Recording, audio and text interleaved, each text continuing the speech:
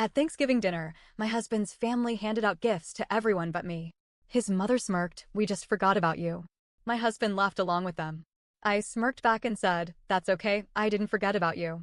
Their smiles faded as they opened my gift and realized what it meant. My husband, Mike, is close to his family. And by his family, I mean his mother and two sisters.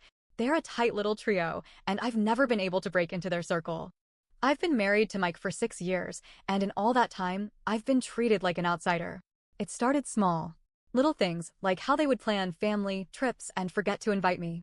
Or how, at every gathering, they would reminisce about things from before I came along, making sure I had nothing to contribute. Barbara, my mother-in-law, was the worst.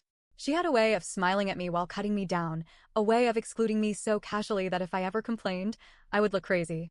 My sisters-in-law, Sharon and Diane, were just as bad. They followed Barbara's lead, throwing in their own snide comments when they could. Mike always told me to ignore it. He never defended me, never called them out, never told them to stop. He would just laugh and tell me I was overreacting. And I let it slide, because I loved him. Thanksgiving was always at Barbara's house. She loved hosting. She would spend weeks bragging about her handmade centerpieces and her famous stuffing. It was always a production. Every year, I told myself that this time would be different. I told myself that they wouldn't make me feel invisible. I was wrong. We arrived at her massive, perfectly decorated Connecticut home in the late afternoon. The house smelled like cinnamon and turkey, and everything looked like a Hallmark movie. Barbara had outdone herself. The moment we stepped in, I felt it. That familiar feeling. Like I didn't belong. Sharon and Diane greeted Mike with big hugs, then turned to me with polite little smiles that didn't reach their eyes. Barbara barely acknowledged me. Mike, of course, didn't notice. Dinner was fine. At least, as fine as it could be when I had to listen to Barbara talk about Sharon's promotion and Diane's new house, while ignoring me completely. I kept quiet. I smiled when appropriate. I didn't let them see how much it bothered me. But then, after dinner, Barbara clapped her hands together. Before dessert, we have a little surprise. Every year, Barbara did a Thanksgiving gift exchange. It wasn't really an exchange. It was more of a performance. She loved playing the role of the generous matriarch, handing out gifts to show how much she loved and appreciated her family. One by one, she handed out presents. A designer purse for Sharon. A spa gift certificate for Diane.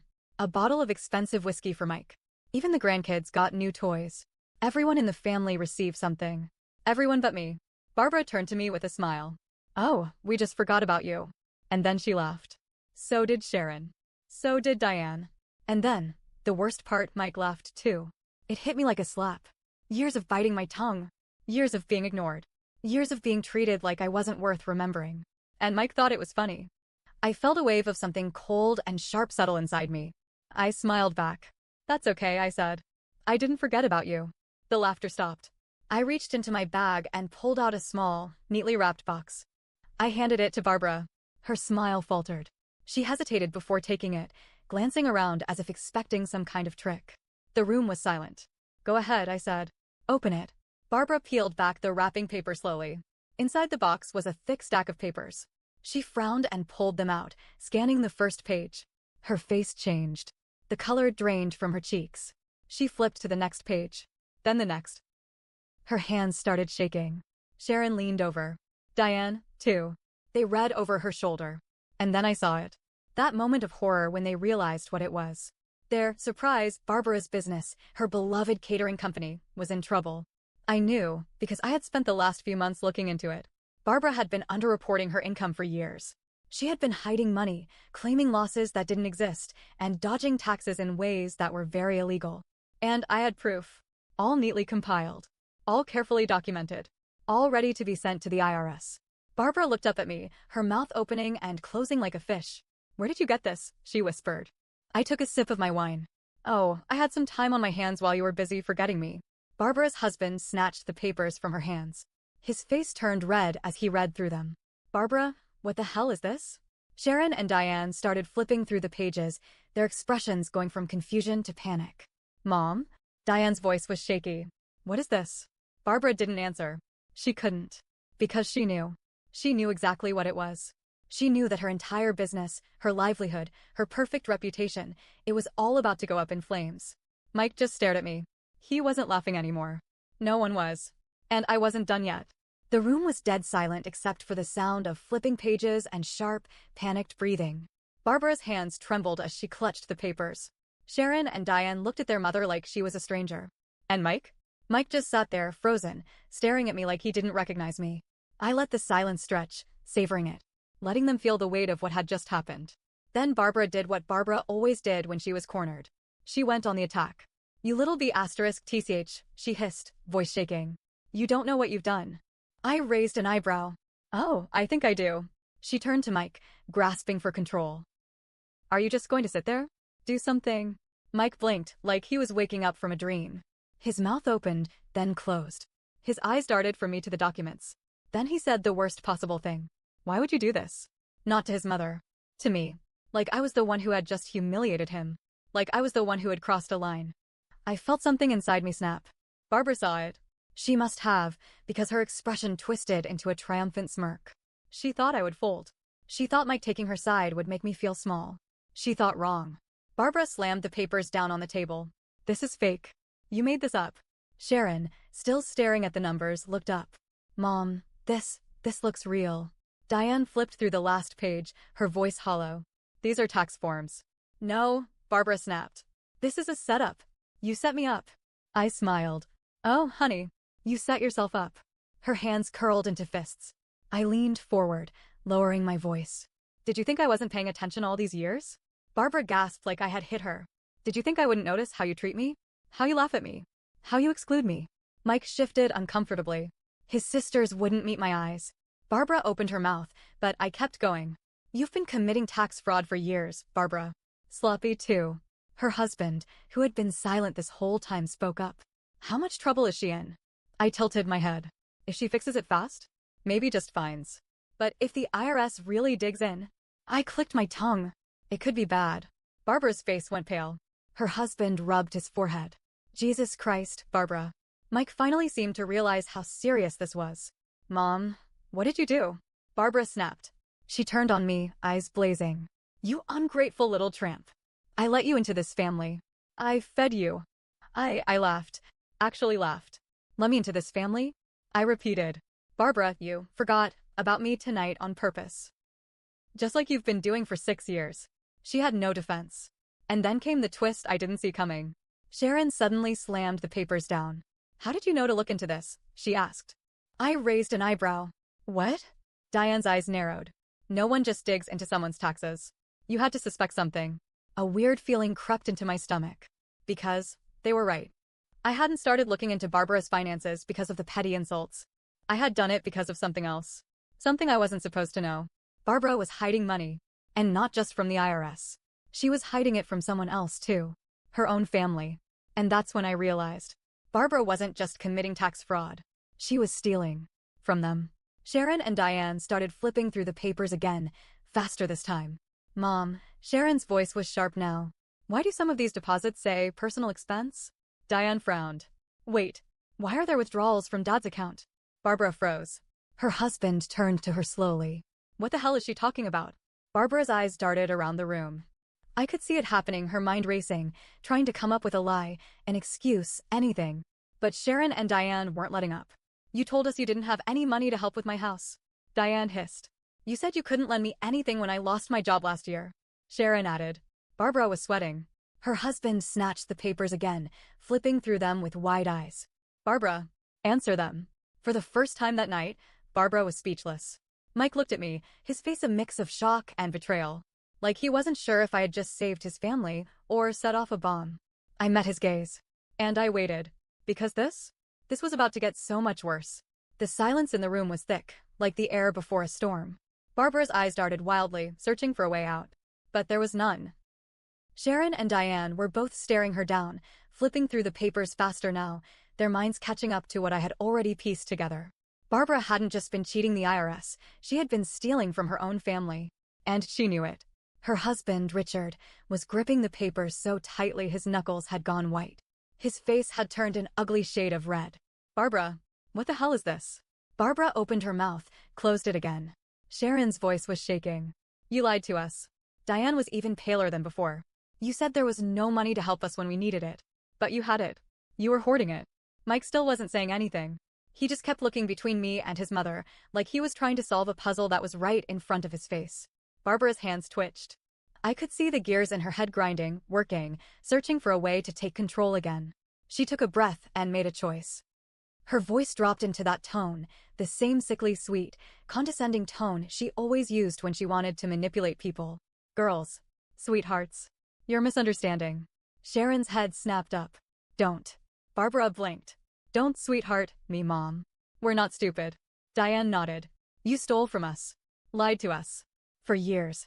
Barbara's lip curled. And where do you think you got your nice things from, huh? You think life is fair?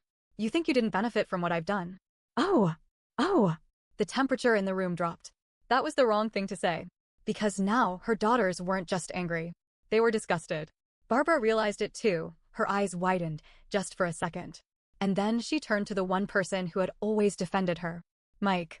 She grabbed his hand. Michael, honey. You don't believe this, do you? Mike flinched. For the first time that night, he looked uncomfortable. I watched his face, saw the cracks forming in real time. His mother was lying. His sisters were furious. His wife had just exposed everything. And Mike had to choose. His voice, when he finally spoke, was unsteady. Mom? Barbara tightened her grip. They're trying to turn you against me. Mike turned to me. His face was strange. I could see the questions in his eyes, the battle in his head. I stared back. I didn't beg. I didn't argue. I just waited. And then, he made his choice. Did you steal from Dad? Barbara jerked back like she had been slapped. Michael, did you? His voice was louder this time, sharper. Barbara's mouth snapped shut. That was it. That was the moment. Because if there was one thing Mike had always believed in, it was his father. And now? His mother was looking at him with guilt on her face. Barbara's silence was her answer. And Mike knew it. Sharon stood up suddenly, shoving the papers into Richard's hands. Dad, look at the last page. Richard flipped to the back, scanning the document, and froze. His face went from red to gray. His hands shook. And then he looked up at Barbara like he had never seen her before. You, his voice cracked. You drained my retirement account? The room went silent. Diane gasped. Mike's eyes snapped to his mother. What? Barbara's entire face twisted. I did what I had to do. You stole from me. Richard's voice boomed through the room. Barbara flinched. I worked my whole life for that money, Barbara. We built a life with that money. And you. Richard staggered back, breathing hard. His hands were shaking so badly that the papers slipped from his grip, scattering across the floor. Nobody moved. Barbara's eyes darted around, desperate now. I was going to fix it, stop lying. For the first time ever, I saw real fear in Barbara's eyes. Sharon turned to Diane. We're done. We're cutting her off. Diane nodded immediately. Barbara's head snapped up. You can't do that. Watch US. And then, something crashed.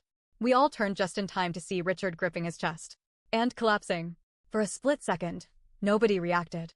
Then chaos. Mike lunged forward. Dad? Dad? Sharon and Diane screamed. Barbara's hands flew to her mouth, her face a mask of shock. Richard? Richard, I was already on my phone, calling 911. The operator picked up. 911? What's your emergency? I forced my voice to stay calm. We need an ambulance.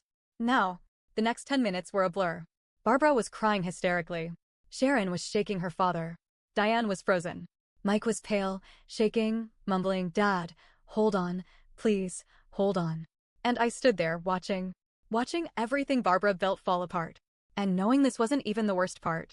Because Richard wasn't just a man who had been betrayed. He was a man who had lawyers. And if he survived this night, Barbara was about to lose everything. The paramedics arrived fast. The second they rushed through the door, Barbara collapsed into hysterics. Oh my God. My Richard. Please help him. She threw herself forward like a grieving widow in some dramatic movie. But I noticed something. She wasn't touching him. She wasn't holding his hand or brushing his hair back or whispering to him. She was just performing. Mike was the one gripping his father's hand, his whole body trembling. Sharon and Diane were standing back, their faces pale and unreadable. I just watched. Because I had seen this before. Barbara knew she was losing. And Barbara didn't lose.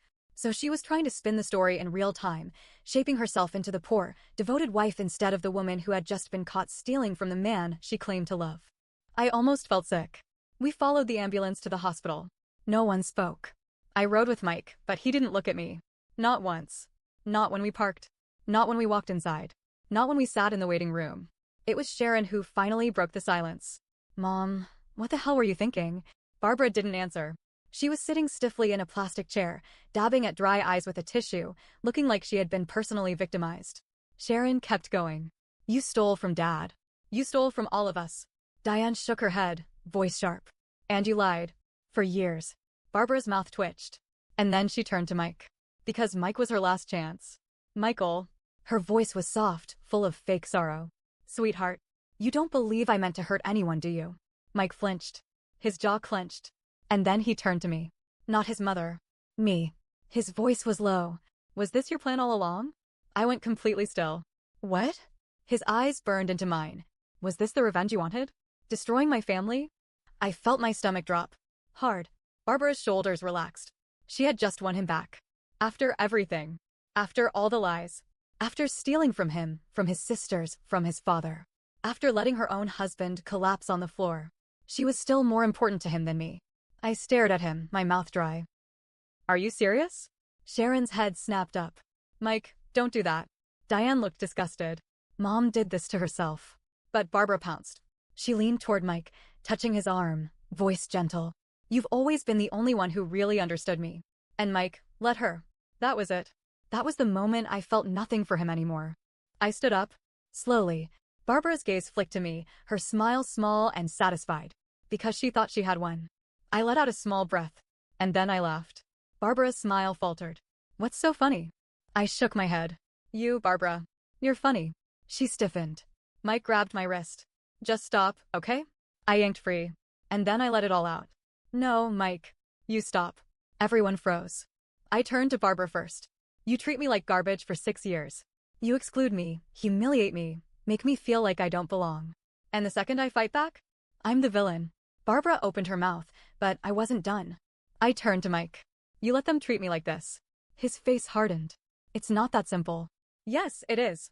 I let out a sharp breath. Your mother stole from your father, lied to your sisters, and you're still sitting here, defending her. His jaw locked. I shook my head. You were never on my side. Not once. And I was done waiting for that to change. I pulled my wedding ring off and dropped it into his hand. His eyes widened. What are you doing? Leaving. Barbara sucked in a breath. Oh, don't be dramatic. I laughed again. Dramatic? Barbara, I just burned your life to the ground in under an hour. Her face twisted. Sharon and Diane didn't stop me. Neither did Richard when he woke up and found out everything. He filed for divorce. Barbara lost everything. And Mike? Mike tried to reach out weeks later. Said he finally understood what I'd been trying to tell him for years. I blocked his number because I wasn't waiting for him to choose me anymore. I had already chosen myself.